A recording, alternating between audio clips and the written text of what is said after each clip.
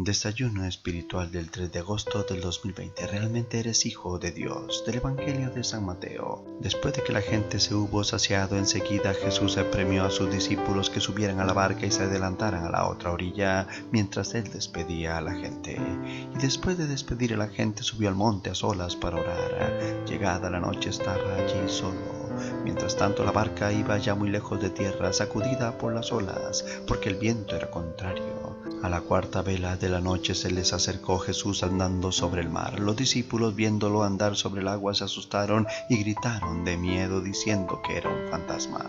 Jesús les dijo enseguida: «Ánimo, soy yo, no tengáis miedo». Pedro le contestó: «Señor, si eres tú, mándame ir a ti sobre el agua». Él le dijo: «Ven». Pedro bajó de la barca y echó a andar sobre el agua acercándose a Jesús, pero al sentir la fuerza del viento le entró miedo, empezó a hundirse y gritó: «Señor, sálvame».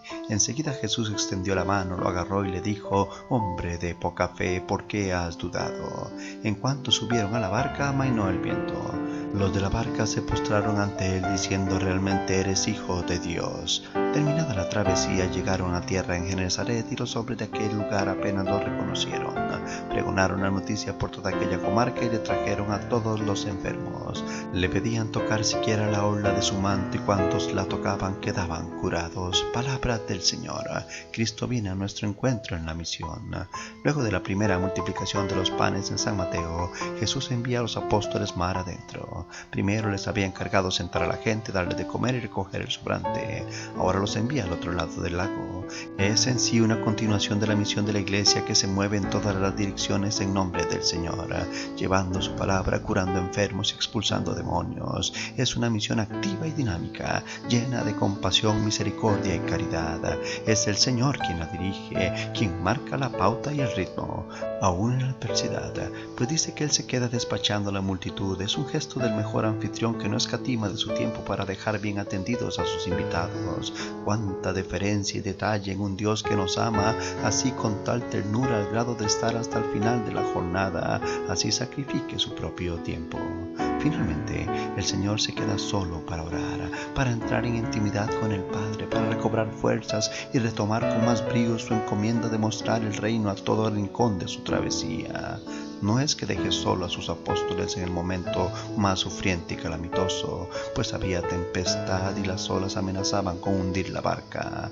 Pero el Señor irrumpe en aquella realidad de manera sobrenatural, al grado de que no solo se asustan de la tormenta, sino de la forma en que el Señor llega.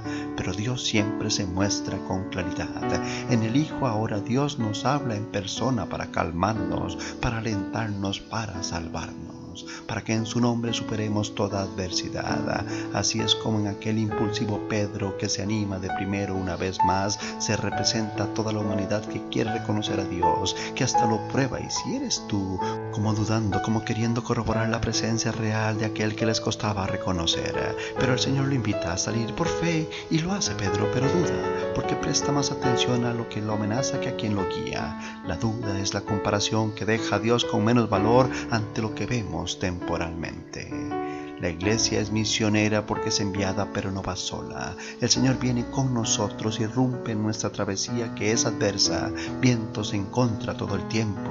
Pero vamos más allá. Nuestro puerto es el mundo que no conoce a Dios, pues Dios no nos ha elegido para tener un espíritu cobarde, sino valiente en la tarea de ser testigos del Evangelio que anunciamos en la vida que llevamos. Primero desde el perdón que nos reconcilia con Cristo, con el Padre, porque no estamos acabados, sino en constante conversión.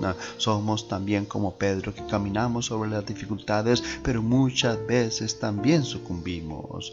¿O acaso no es desalentador ver cómo intentamos anunciar a Cristo en medio de un mundo que cada vez quiere saber menos de Él, donde se nos rechaza y hasta persigue por nuestra fe en Jesucristo? Claro que nos sentimos sucumbir ante tanta presión de los poderes de este mundo para acabar con la Iglesia, pero también nos hundimos muchas veces entre nuestros propios escándalos en lo interno, por los diferentes tipos de abusos de quienes deberían ser nuestros pastores y se vuelven verdugos del rebaño, traicionando la fe con sus actuaciones malsanas. sanas, o las luchas de poderes entre grupos de iglesia. En fin, hay olas afuera y hacemos agua por dentro también.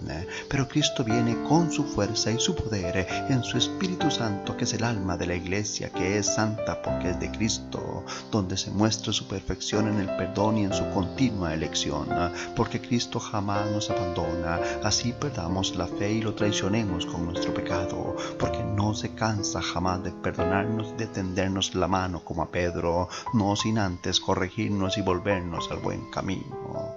Hoy me pregunto, ¿tengo la mirada puesta en Cristo en la tarea de ser su testigo o me da miedo salir a anunciarlo?